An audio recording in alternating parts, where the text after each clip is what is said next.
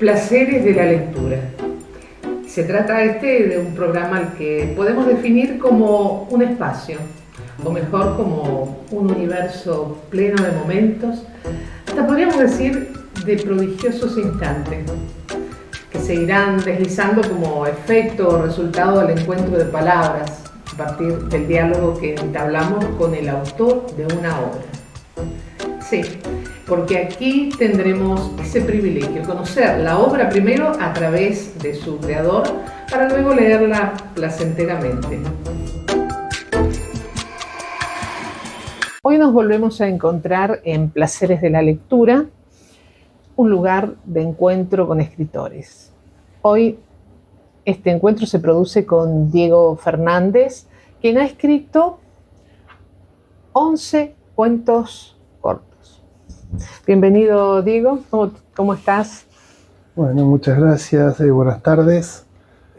Contento de estar en este lugar, en este espacio, haciendo otra experiencia más que me acompaña este libro, que fue uno de mis sueños, el que me llevara a lugares y a personas desconocidas y que me abriera puertas. Y bueno, este es otro espacio que empiezo a recorrer. Estupendo. Esto entonces se está produciendo desde el año 23, por cierto, que es la fecha de edición de tu libro. Sí. ¿Cuánto tiempo te llevó la construcción, digamos, de los relatos?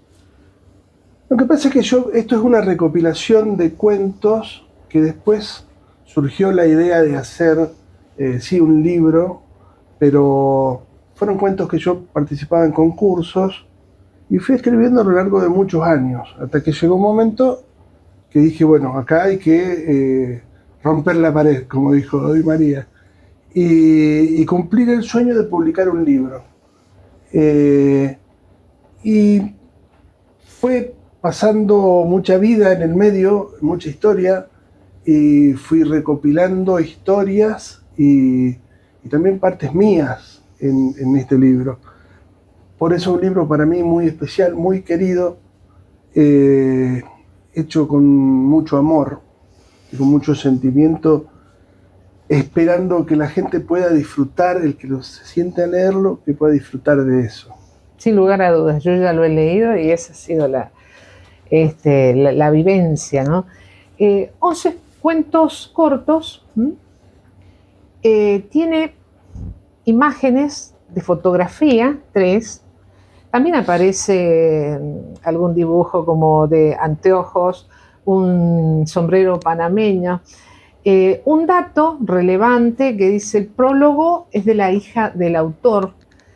Algunas aclaraciones aquí que aparentemente están bastante encriptadas, por lo tanto, al margen de esto no aparece ninguna otra información del autor.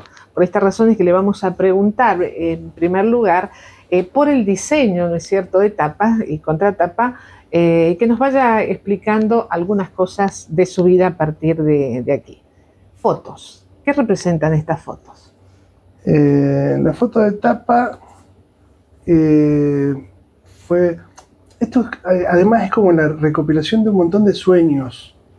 La foto de tapa es una foto de la isla Regina, en Grecia, la primera vez que tuve oportunidad de viajar a Europa, y los dibujos de lentes y el sombrero y la idea de la playa es por los recuerdos que me trae de cuando yo era chico, y en los veranos íbamos a la costa argentina. Entonces era el momento donde teníamos a mi viejo todo el día para nosotros, y porque él laburaba mucho, trabajaba todo el día, poco tiempo lo veíamos, pero en las vacaciones lo teníamos todo el día. Entonces es un recuerdo muy importante, imborrable para mí, y se juntó con la idea de la foto de un atardecer en la playa, que para mí es una de las cosas más increíbles que existe, es un atardecer en la playa. Bueno, en un viaje soñado como ese. En un viaje que sí, que soñé durante mucho tiempo hacer. Solo, bueno, en la contratapa tenemos dos imágenes. Una, hay un niño, un adulto, y en la otra, un adulto. Contanos de esas dos imágenes. Bueno, eso es, y son, el primer párrafo describe eso, como bien decías, encriptado. Me voy a permitir leerlo. ¿Cómo no? En las dos fotos, una es en el Riachuelo, en Buenos Aires. Acá estoy con mi papá. Y esto es en el río Tajo, en Portugal. Y acá estoy solo. Por eso, acá atrás dice, una mirada, dos lugares, porque son dos lugares, la mirada mía, la presencia y la ausencia, porque aquí está la presencia, acá estoy con mi padre y acá ya no. Del blanco y negro a los colores, un destino y una fantasía cumplida que era la de este viaje. Después acá hago una frase que de aquellos tiempos dice, del 312 al larguísimo número de un móvil, porque en aquel entonces el teléfono, hacía poco tiempo que existían los teléfonos, o que fueran masivos en realidad, sí. Y el número de teléfono que teníamos nosotros era el 312, solo, sin nada. Sin nada. Se llamaba, se daba... Como uno de emergencia ahora. Era el 312, y entonces en ese recorrido que planteo entre las dos fotos, es de aquel 312, teléfono fijo, que tampoco existen más, al larguísimo número de un móvil. Del Río de la Plata al río Tajo, del padre e hijo, que aquí estamos los dos, padre e hijo, al padre. Porque aquí ya estoy solo, mi padre falleció cuando yo tenía 12 años, entonces en la segunda foto está solo el padre, padre e hijo, y después solo padre. Y después un chico que sueña, transformado en un adulto que disfruta, que es también otra forma de contar el pasaje desde esta primer foto en blanco y negro a la otra. Y después una breve reseña de cómo yo cuento lo que van a encontrar adentro del libro. Perfecto. Bueno, de todas maneras nos quedan muchísimos datos, muchísima información sobre el autor, amén de esta forma, como digo yo, encriptada en la que aparece. 11 cuentos cortos. Bueno, como decía bien el autor, como dice la tapa, tiene un prólogo escrito por Ana Paula.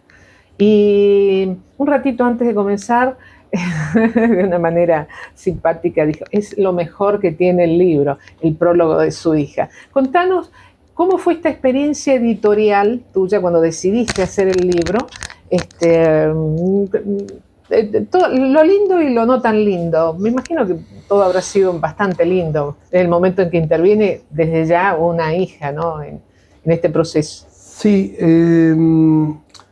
mi hija es una gran lectora desde muy pequeña, fue una gran lectora. Y escribe muy bien, también escribe muy bonito. Yo creo que la lectura nos genera eso también, como absorbemos, después empezamos a volcar de alguna manera. No copiamos lo que vemos, pero tenemos leemos, herramientas, digamos. Pero sí, claro, empezamos a poder comunicarnos de otra forma.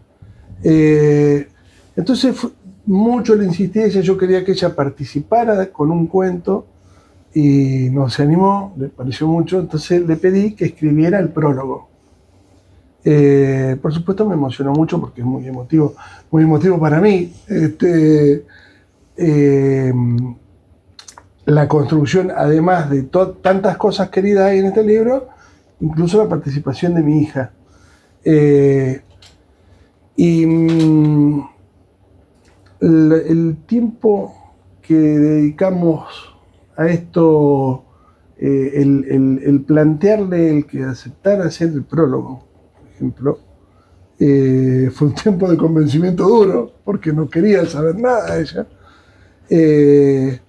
Pero el fruto o el resultado a mí me encanta, me emociona. Me gustaría que la gente, lo que pasa es que esas emociones a veces son difíciles de trasladar.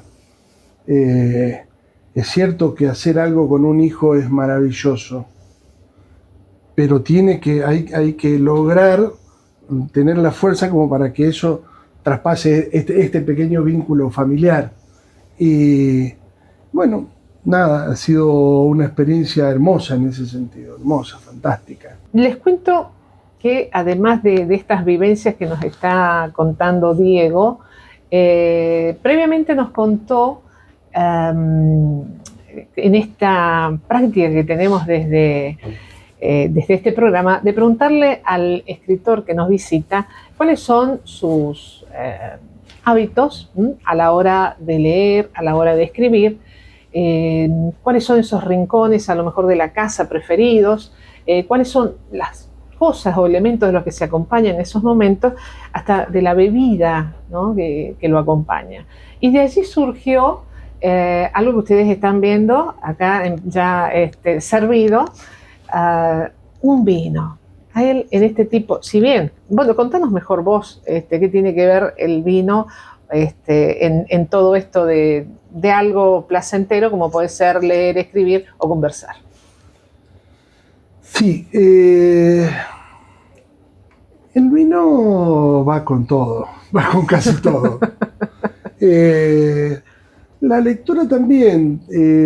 Yo empecé a leer desde muy chiquito. Mi padre fue muy astuto en introducirme en la lectura, porque a mí me encantan los deportes. Entonces había una revista que se llamaba El Gráfico.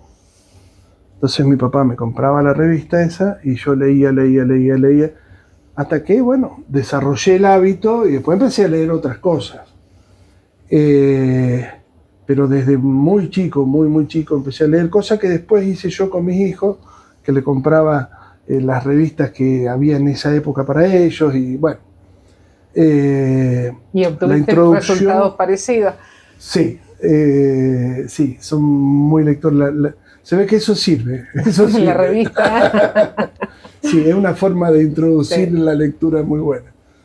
Y después, yo leí a lo largo de mi vida de todo, de género, novela, he leído de lo que sea. Como empecé de chico, no tenía un lugar específico en donde ponerme, ni un tiempo tampoco. Como todo chico, estaba todavía en la calle, jugaba a la pelota, qué sé yo, pero también tenía mi momento de lectura. De adulto, con niños, con hijos a veces es más complicado, entonces los horarios por lo general son nocturnos. Y el horario nocturno no va con un mate, el horario nocturno va con un Malbec. Entonces, era sentarme en algún rincón de la casa que hubiera menos ruido que en el resto para poder concentrarme, y con un vino. Muchas veces ponía unos saumerios y aparte también me servía para relajar y bajar de la voracidad del día, bajar a la tierra y disfrutar mucho de la lectura. Me fui alejando de ciertas lecturas,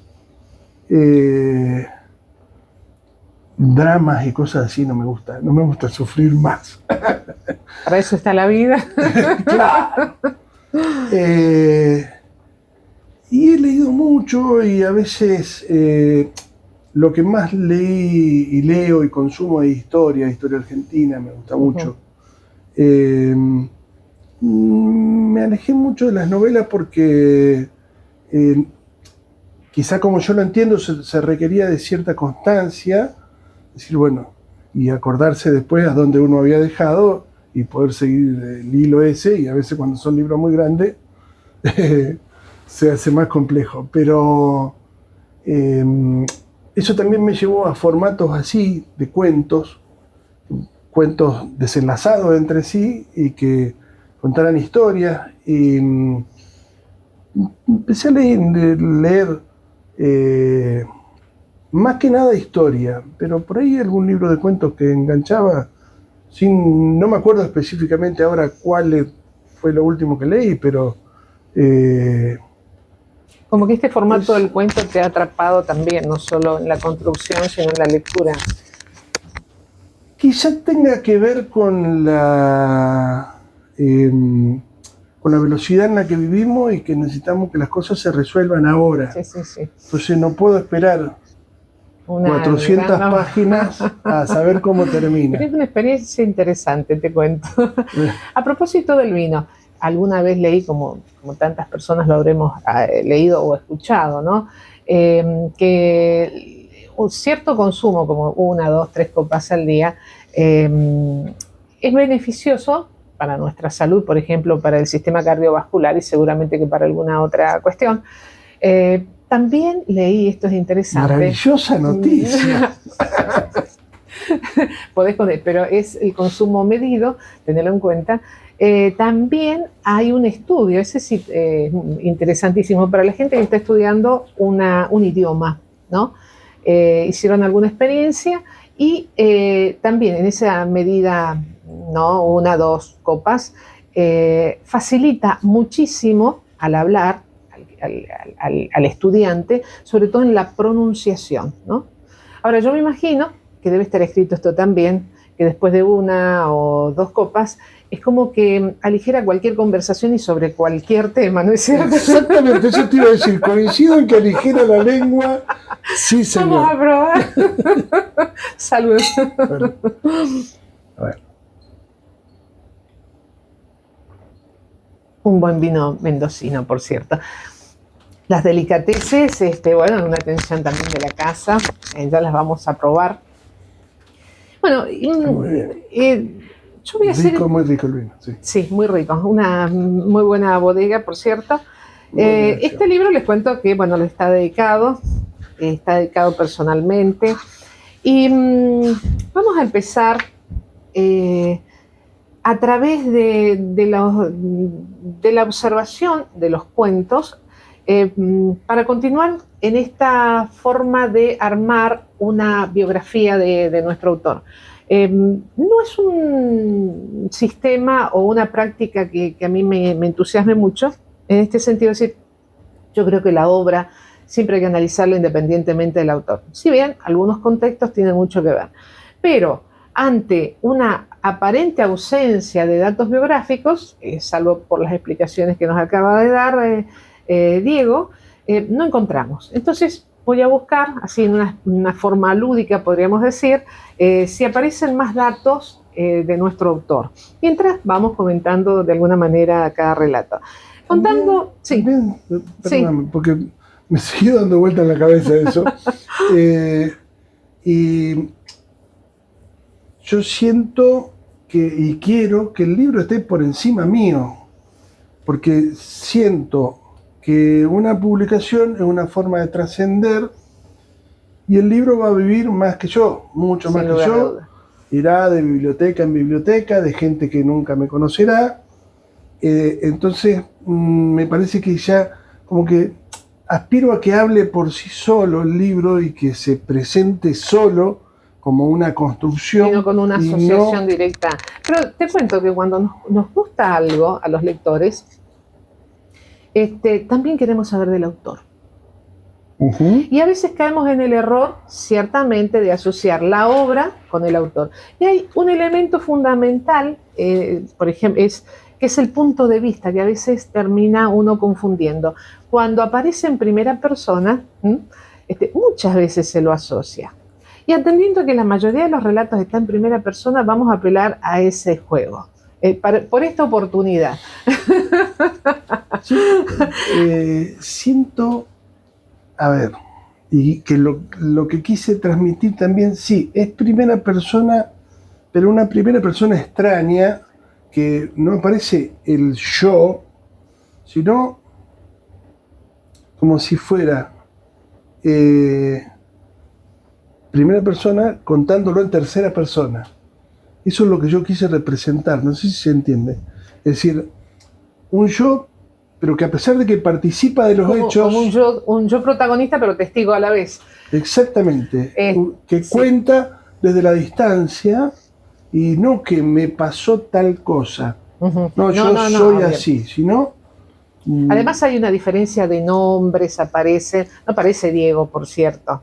Pero te vuelvo a decir, no pocas veces en el lector tenemos esa tendencia a confundir. No es el caso, no vamos a confundirlo, vamos a usar simplemente como juego. Porque, claro, parte de la idea también es que quien está leyendo también se sienta parte del cuento. Sí. Y que sienta que quizá él puede ser el protagonista. Sí, sin lugar a dudas. No exclusivamente el que lo escribió. Y eso está muy bien transmitido. Es decir, el punto de vista, en este caso, jugaba muy a favor en eso que vos estás diciendo, ¿no? Es como que se puede introducir aún más, ¿no?, el lector dentro de la obra. Y en este caso, de cada relato. Bueno, vamos a comenzar contando un sueño. En este relato, Diego ha utilizado un recurso que no es un recurso nuevo, se ha usado mucho en la literatura, pero un modo muy original de abordarlo, ¿no? Es el del diario íntimo, que ya como decide que no va a escribir todos los días, le quita el nombre de diario. Es el diario de un sueño. Y ese sueño tiene que ver con una decisión férrea que toma un día emblemático, 11 de marzo. Que es el día de su cumpleaños, el día del cumpleaños del protagonista. Pero yo le voy a preguntar, ¿puede ser el día del cumpleaños del autor también? No. No. Ahí no va. Pero, ¿y un 11? ¿Qué tiene que ver 11 en tu vida? El 11 es un número importante en mi vida, como lo es también el 13. 11 es bastante... Entre otras tantas cosas, era la camiseta que usaba en el club donde yo jugaba. Cuando fui a tiempo que jugaba al fútbol, jugaba el número 11, entonces era el número que me identificaba, con el cual me identifiqué siempre. Después sucedió que tuve un año extraordinario en mi vida, que fue el 2013, donde pasaron un montón de cosas buenas. Lo tengo tatuado en la espalda, el 13. Por eso este libro tiene 11 cuentos cortos y 2 más al final, un bonus track de 2 microcuentos, o no sé. Sí, microrelatos, sí. Exacto. En realidad son 13 cuentos. Son 13. Y lo camuflaste en el 11. Al final es un libro escritado, mentiroso, ¿viste? Todo. Porque no son 11. Pero, no vamos a investigar si eso tiene mucho que ver con el autor. Por eso te decía yo, por ahí son historias que no quise decir a mí me pasó tal cosa, ni yo quería tal cosa, sino hacer un personaje visto desde ese lugar. Te vuelvo a decir, yo veo que eso está muy, muy bien logrado. Bueno, aparece una férrea decisión a los 22 años del protagonista, que es la de enamorarse. Y eso lo decide en un lugar donde vive el protagonista, en Rosario. Vamos a preguntarle si este dato también coincide con el lugar de nacimiento o de vida, de gran parte de su vida del autor. No, estudié en Rosario. Yo soy nacido en Pergamino, provincia de Buenos Aires. Viví unos años en Rosario, me enamoré de Rosario, de la peatonal Córdoba, de las tardes en la peatonal, de la mujer rosarina, que para mí es la más linda del país, y las vivencias de un Rosario de hace unos años atrás, no el actual, pero es un lugar que es mi lugar en el mundo, pese a que es el lugar en donde menos años viví. Y se relaciona con ese cierto romanticismo, porque también hay que empezar a pensar, decir, bueno, ¿puedo decidir enamorarme? ¿O a partir de ahora voy a buscar el amor? El amor se busca, se encuentra. Me parece que después empieza a haber un montón de cosas cuando uno va viviendo la historia, pensando las historias y todas las cosas que le van pasando al personaje, ¿no? Sí. Sí, el personaje a partir de esta decisión, obviamente, conoce a una señorita que trabaja o tiene una florería. Ella es Marcela. Y obviamente le llama la atención esa decisión, ese programa que tiene, ese proyecto, y se sube a ese proyecto y le ofrece, ¿no?, ayudarle en el lenguaje de las flores, porque Marcela sostiene que una flor es un arma mortal. De todas maneras, ¿No lo eso, es?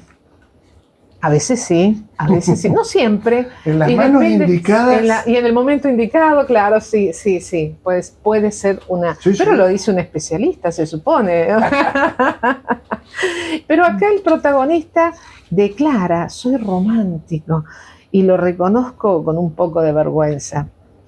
En fin, de todas maneras, esta técnica o este recurso del diario íntimo, al que no va a escribir durante todos los días, sino cuando lo crea necesario, lo que supone un diario, ¿no?, de estas características, es que solo lo va a leer el autor.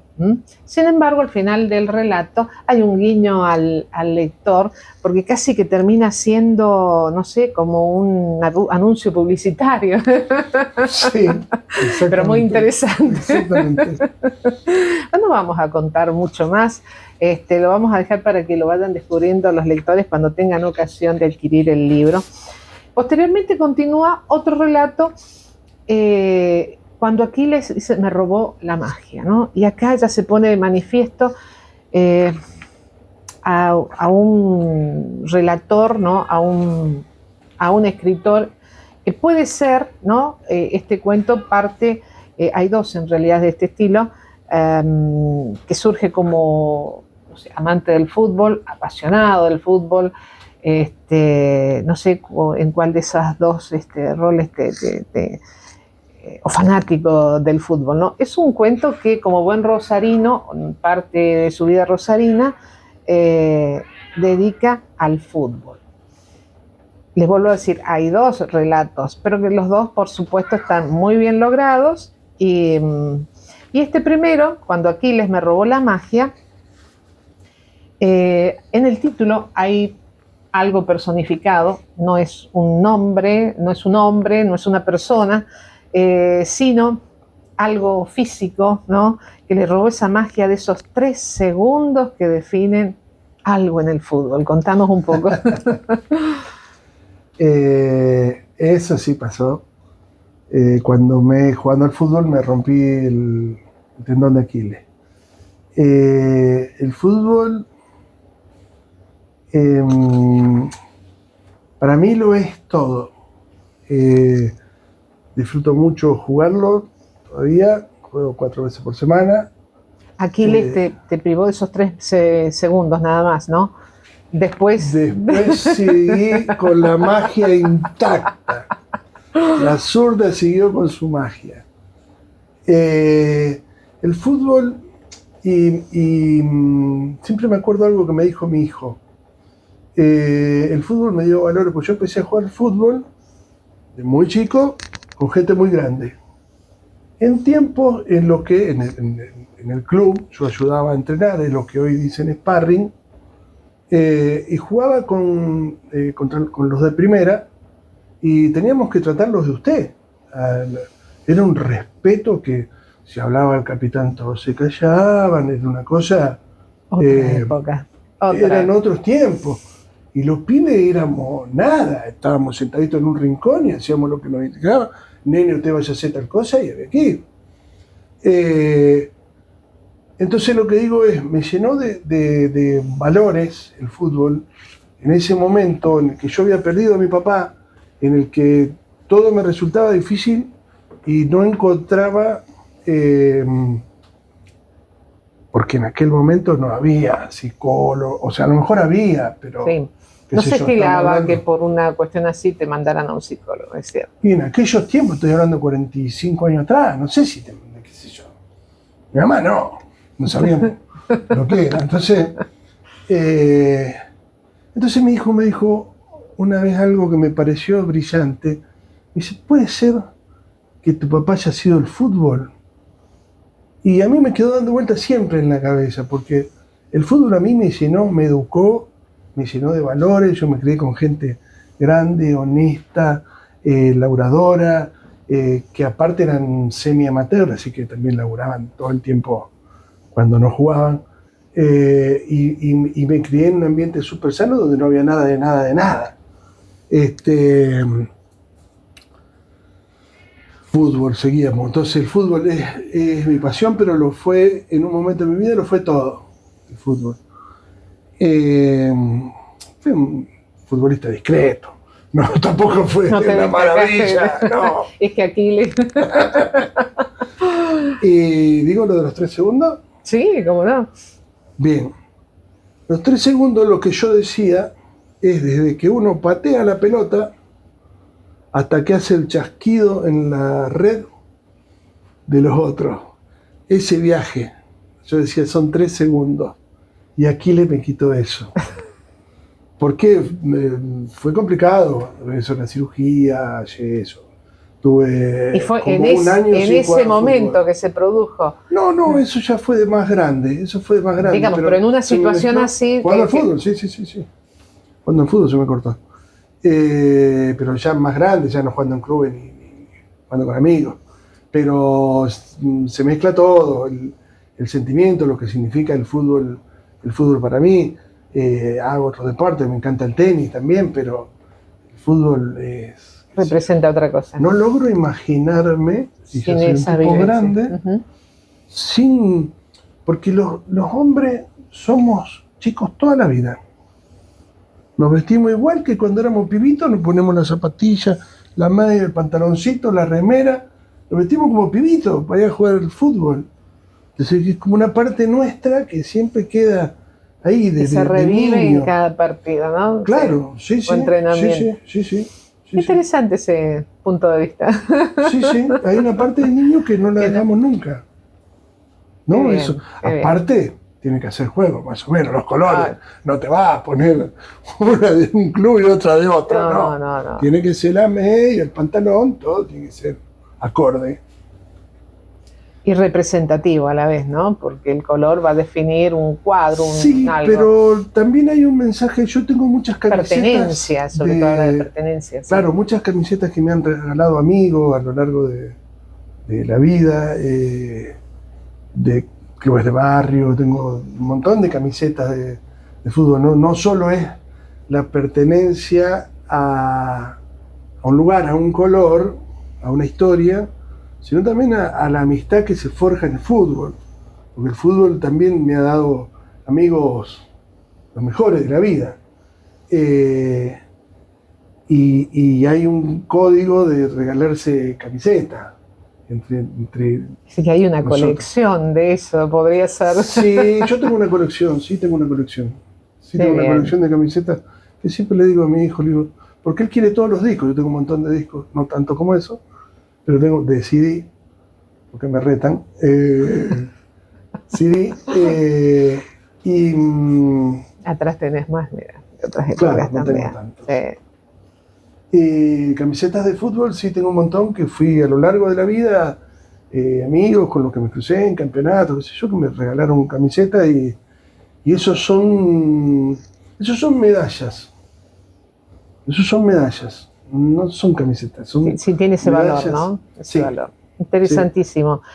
Hay un tercer relato que habla de bandidos y lealtades y traes un personaje que nos vas a contar por qué lo traes, porque también es un personaje aquí muy, muy emblemático y que murió digamos, en nuestro entorno, en Alvear precisamente. Vendría a ser algo así como, no sé, el Robin Hood de las Pampas, alguna vez se lo ha mencionado así, el último romántico. Vamos a ir hablando, vamos a ir dilucidando después quién es, pero ¿qué fue lo que te hizo decidir escribir sobre ese personaje? Supongo que esa búsqueda de justicia, del que le roba al que tiene mucho para darle al que no tiene nada, que está mal, siempre mal, robar está mal en el contexto que sea, pero digo, esa especie de justicia romántica. Me atrae el personaje porque lo investigué, conocí un montón de historias y me fui al Alvear y me fui al cementerio de la tumba. No pude dar con los familiares porque quedaba Telma La de las dos hijas. y las hijas, pero no pude dar con ellas, ¿no? Uh-huh. Fui un día, fui al cementerio, qué sé yo. La energía que sentí en el cementerio fue muy fuerte. Me parecía que era un personaje que buscaba eso, generar cosas distintas de un lugar en donde no sé si era el más correcto. Por eso digo, robar en cualquier contexto que lo ponga está mal. Ahora, el motivo, la colaboración de la gente, porque él venía de Carlos Pellegrini, que es allá cerca de Los Pagos Míos. Esa también fue una de las razones. Claro, un derrotero que termina acá. Uh-huh. Me parece el acto de valentía de pegarse un tiro él antes que entregarse, como diciendo acá no van a llegar. Y después fui viendo la historia de otros, los que estaban con él, leyendo, buscando información de los otros bandidos rurales. Como el que lo traiciona. Bueno, no sé si lo traiciona o no le quedó otra alternativa, ¿no? Uno de sus compañeros, amigos, socios, no sé. También tenía cierta cosa que ver con Patagonia y todas las cosas que pasaban. Y entonces, en el momento en el que la búsqueda de la justicia era una cosa muy compleja y bueno, de última, si no había otra forma, era a mano. De ese modo. Claro, sí, era de ese modo, ¿no? Era de ese modo, ¿no? Entonces, me parecía atractiva la vida, el tipo jugándose por su ideal, y además de ser un tipo romántico donde no faltaban mujeres en la vida de Bairoleto. Hubo de todo. Quizás más atrayente que una flor eso, ¿no? Sí, seguramente. La valentía supongo que atrae más que una flor. En algún momento y en algún contexto. En algún también. Contexto, sí. Pero sí, muchas aristas tenía el personaje. A ver, la construcción de un personaje que también es construcción de una construcción, ¿no? Porque en realidad tampoco sabemos muy bien cómo era toda la historia, sino a mí me contaban desde anécdotas de que él probaba la puntería con el alambrado y cortaba los alambres en la noche. Entonces, había muchas cosas que no sabes si forman parte del mito, si pasaron o no, porque después se construyó también algo, una leyenda se construyó. Una leyenda, sí. Claro. Y eso seduce y da ganas de meterse y de contar y de saber cómo era. Y busqué la forma de hacerlo como si hubiera habido un reportaje. Ahí con él. Bueno, estamos hablando de Viroletti, Juan Bautista Viroletti.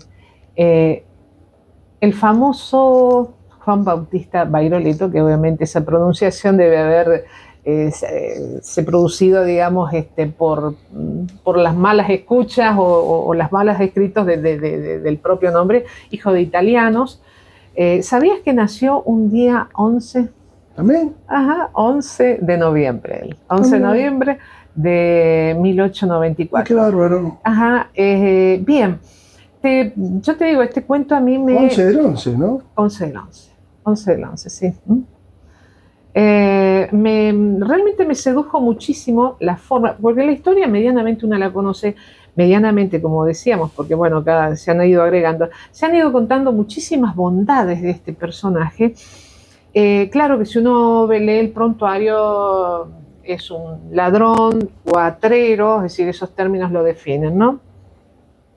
Pero realmente Diego construyó una forma sumamente ingeniosa para elaborar este cuento. Bueno, otra de los tantos recursos, ¿no? Que hacen que una historia que puede ser real, un acontecimiento que puede ser personal, tome otras aristas, porque la verdad es que no interesa en mucho qué es lo que se va a contar, sino el cómo. Y acá se pone muy, muy de manifiesto en este cuento que se titula De bandidos y lealtades. Yo quiero abordar otro cuento, porque a mí también me cautivaron todos, pero obviamente uno también tiene sus preferencias, y no por la temática precisamente, sino por la forma que tiene el personaje de abordar una temática tan, podríamos decir, tan singular, ¿no? Para la vida como lo es la parca. Para quienes, bueno, no saben lo que es la parca, porque no siempre se la entiende como tal, estamos hablando de la muerte. Como verán, Diego aborda temas de la vida, de la muerte, del amor,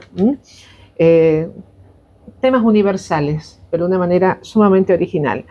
Y a mí se me ocurre preguntarte algo, porque en este cuento se logra otro recurso estilístico, que es la personificación, nada más y nada menos que de la parca. ¿Alguna vez lo intentaste así como una escritura terapéutica? En este caso, que la parca obviamente hasta ese entonces te había arrebatado 2 vidas y estaba reñida, ¿no es cierto?, una tercera vida, que entra en un duelo, ¿no? Precisamente, ni más ni menos que con este personaje.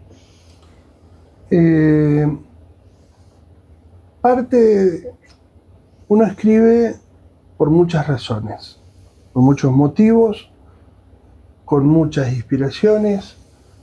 Yo, por lo menos, no sé el resto, pero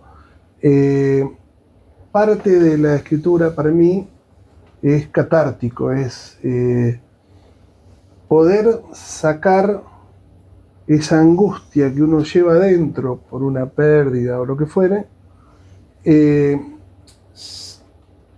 Es como cuando vas al psicólogo, le pones palabras. Acá también le pones palabras. A mí me resultó muy sanador escribir y contar partes en otros cuentos que tengo, que van a ir a dar al volumen 2.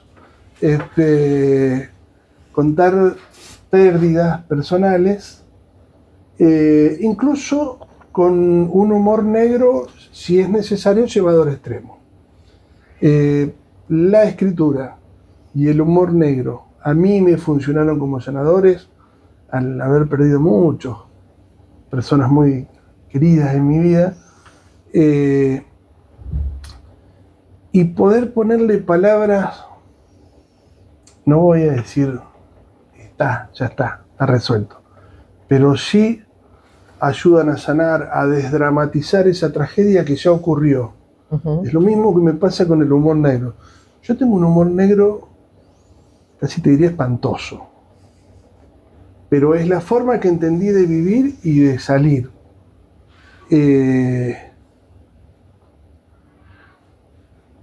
Yo perdí a mi señora también siendo muy joven, mi primera esposa, y entonces entendí que o me quedaba ahí, en ese lugar de dolor y tristeza, o buscaba las formas.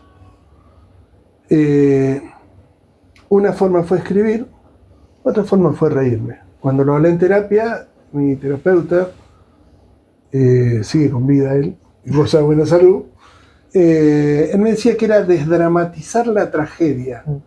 La tragedia estaba ahí y no la podíamos resolver. Pero uno ya se pone desde otro ángulo, ¿no? Cuando cualquier angustia que uno siente, al poder ponerla o en papel, o poder hablarlo, lo que a uno le resulte más sencillo, ahí la angustia cambia de color. ya no es lo mismo. No es lo mismo. Ya después te queda la tristeza. Sí. Que eso, bueno, es otro estadio, ¿no? Eso va a estar. Sí. Pero la angustia, ese nudo, el no saber qué va a ser de tu vida mañana, ahí va cambiando cuando uno le puede poner palabras. Esa es una de las cosas.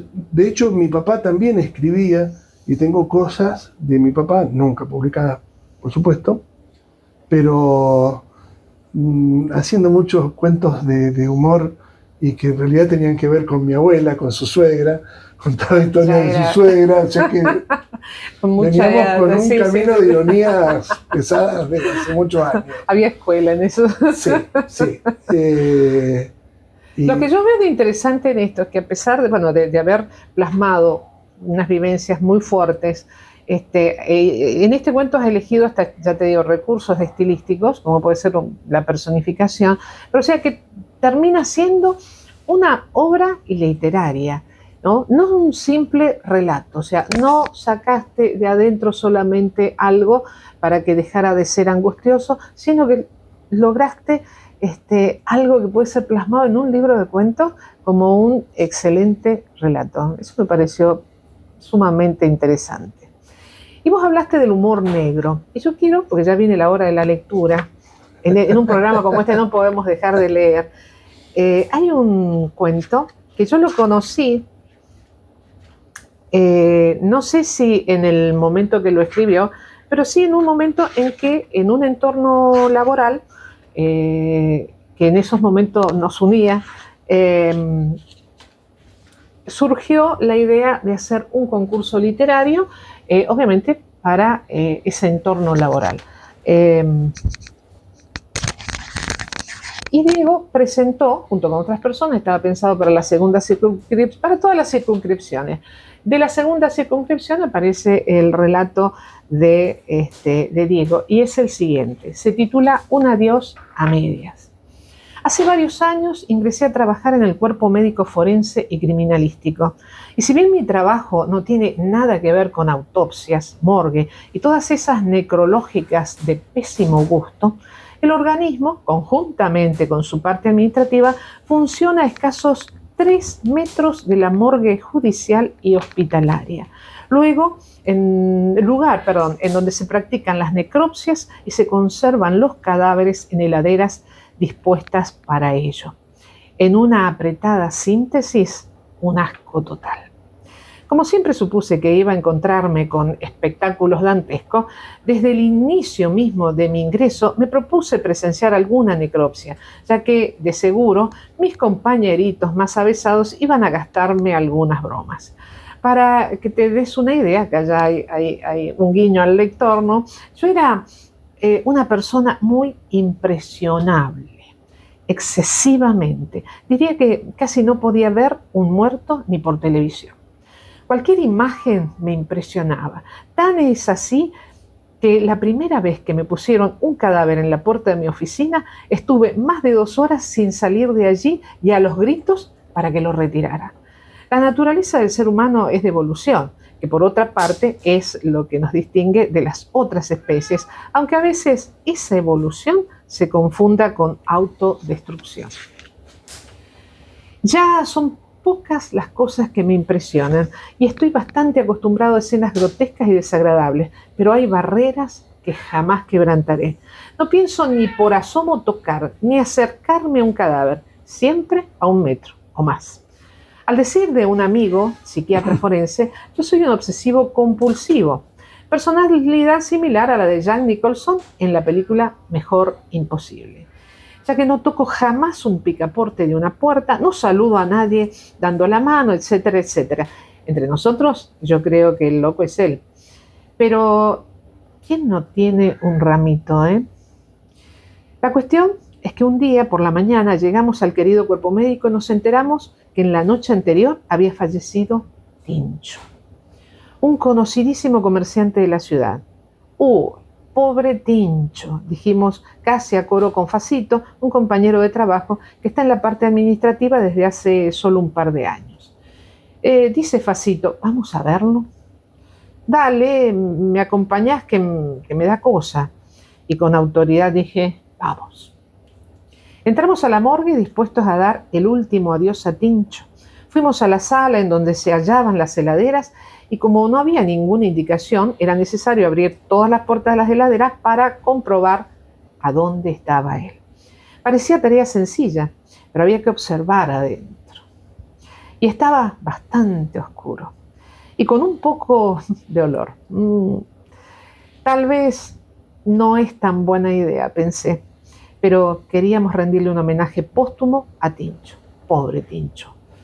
Con el antebrazo logré abrir una de las pesadas puertas y viendo bien adentro se observaba un bulto pequeño, pero al retirar un poco la camilla hacia el exterior comprobamos que se trataba solamente de un bulto de ropa. Por último, en la puerta de abajo a la derecha estaba Tincho. Con el pie izquierdo logré abrir la puerta. De tocar el picaporte con la mano, ni hablar. Con el mismo pie extraigo hacia el exterior la camilla corrediza, que al igual que en las películas, sale y en ella aparece el cuerpo. Pobre Tincho, dijimos. Nos quedamos un instante en silencio. Facito se acercó un poco más, ya que antes había estado observando casi desde la puerta. Bien, ahora guardarlo. Comienzo a empujar con el pie la camilla para que ingrese en la heladera. Y la vieja, desvencijada y maldita camilla, no tiene mejor idea que salirse del carril. Merda. Con las debidas licencias, el cuerpo de Tincho quedó colgando. Mitad arriba de la camilla y la otra mitad en el aire. Minutos de pánico, de horror, silencio, miradas cruzadas. Levántalo. No, levántalo vos. Yo lo saqué. Vos lo guardás, etc. Discusión y el tipo colgado de la camilla. Hasta que de repente apelamos a una solución salomónica. Y al unísono gritamos ¡negro!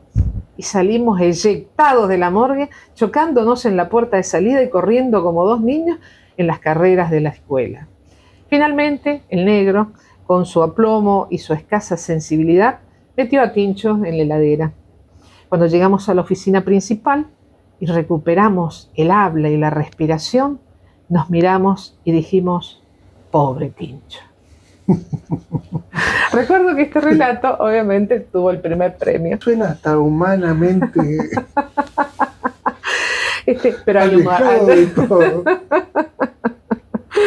Realmente nos gustó mucho. Y acá, bueno, surgen algunas cosas. ¿Cuál es tu función, ¿no?, en el cuerpo médico forense? Porque no hemos hablado, digamos, a qué se dedica nuestro escritor. Yo soy hace 29 años calígrafo oficial del Poder Judicial. Y perito calígrafo, sí. Y me desempeño en el cuerpo médico forense, que funciona en el subsuelo del hospital. A 3 metros. En ese lugar. Que ahora lo arreglaron y parece otra cosa, ¿sí? Porque nos hicieron varias paredes en el medio, pero antes veíamos todo, entonces una cosa que era para fuerte. Había que estar ahí, sí. Había que Bien, estar. El perito calígrafo, pero anterior y posteriormente, ¿has tenido algunas otras carreras de nivel terciario, universitario? Sí, después yo primero estudié en Rosario la carrera de calígrafo. Eso me trajo acá, en realidad me trajo la mujer con la que estudié. Que fue tu esposa. Que fue mi esposa, claro. Después estudié martillero, me recibí de martillero también, y después me recibí de abogado en el 2013. Y ahora estoy cursando, ya cursé una maestría en Derecho Procesal y estoy en la preparación de la tesis ya para presentarla en Derecho, ¿no? En Derecho. Bueno, a mí me gustaría que le dieras uno de estos microrelatos que a modo de bonus track, es decir, aparecen para dar el número 13, ¿no?, de los relatos. Son microrelatos, elegílo vos. Bueno. Son temáticas muy interesantes. Este que tiene, en realidad también tiene una historia, porque cuando conocí a mi esposa, no fue un 11, fue un 14 de febrero. Fue un 14 de febrero. así se llama el cuento, y como un subtítulo o una introducción, ¿acaso la única certeza? Aquella tarde de domingo estaba sin planes y me encontraba pensando en qué ochava de la vida se cruza lo real con lo conjetural, y recordé esa vieja historia de amor, a ese cupido que lanza la flecha irresponsable. Esa flecha es la primera mirada que uno de los dos dispara. Al encontrarse con su otra parte, el corazón está completo. Yo te descubrí primero, decía ella, pero yo avancé, decía él. En todo caso, el dilema continúa sin solución, aunque se debatió extensamente entre aquellas revoltosas sábanas de seda blancas y floreadas. Hay un aspecto de Diego, bueno, este relato hace referencia a su primera esposa, pero en su vida transcurrió, sigue transcurriendo, con grandes acontecimientos, hijos y matrimonios. ¿Tenés algo reciente para contarnos? Y 3 carreras, 3 hijos, 3 matrimonios, el último el viernes. Sigo creyendo en el amor, sigo creyendo en el ser agradecido, en el ser humilde, sigo creyendo. La otra vez me puse en las redes a escribir cosas que necesitamos que nos pasen. Que cuando saludemos no sea buen día, te deseo que tengas un buen día. Que tenga una carga emotiva, ¿no? Sí. Que le desees un buen día. Bueno, me fui un poco de... Me faltan 2 cuentos más para tener 3 libros.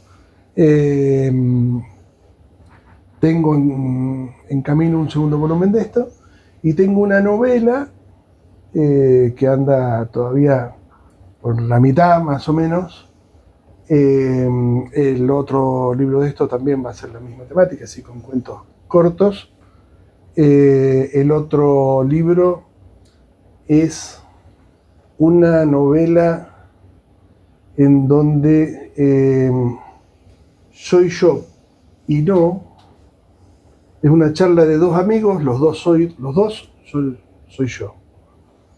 Y entre lo que la charla transcurre a lo largo de los años, entre lo que es y lo que quería ser, y lo que fue y lo que no fue, y cosas que fueron pasando y no, y cosas que yo hubiera deseado que pasaran. Todo eso transcurre en las charlas entre 2 amigos cuando terminan de jugar al fútbol y se van a tomar la gaseosa. Entonces, como charlas continuas así que van armando la novela. En realidad contando en parte mi vida también. Tu vida. Y no dudo de que sea una técnica y un recurso sumamente interesante como los que has desarrollado acá, donde cualquier tema está abordado, que puede ser un tema universal, como decíamos, el amor, la muerte, la vida en general, pero con recursos como la personificación, como el diario de los que hemos hablado acá. Hay muchos más, con unas descripciones excelentes ya tanto de lugares, pensamientos, sentimientos. No dudo que sea verdaderamente una buena técnica que estés desarrollando. Y bueno, desde acá, desde los placeres de la lectura, te vamos a desear mucho éxito y mucha felicidad, digamos, en este nuevo tramo, ¿no?, de tu vida que estás iniciando. También te vamos a desear mucha suerte para que, ya que acá te haces una pregunta, habrá una segunda parte, ya vienen en camino, pero para que esta experiencia editorial también sea por 3 y muchas más. Así nos volvemos a encontrar para hablar de ellos aquí. Muchas gracias. Bueno, te agradezco el momento, la he pasado muy bien. Venía un poco nervioso, pero muy, muy cálido. Te agradezco mucho el trato y el momento. Bueno, y nosotros... Y el vino. Y el vino, sobre todo el vino. Enseguida vamos por las delicateces. era cierto, se podía hablar, ¿no? Perdiste esa timidez que no la reconocí en vos en realidad. Bien, nosotros somos los agradecidos que nos hayas visitado, ha sido un encuentro muy placentero realmente y de mucho disfrute. Salud. Claro. Placeres de la lectura, porque aquí tendremos ese privilegio, conocer la obra primero a través de su creador, para luego leerla placenteramente.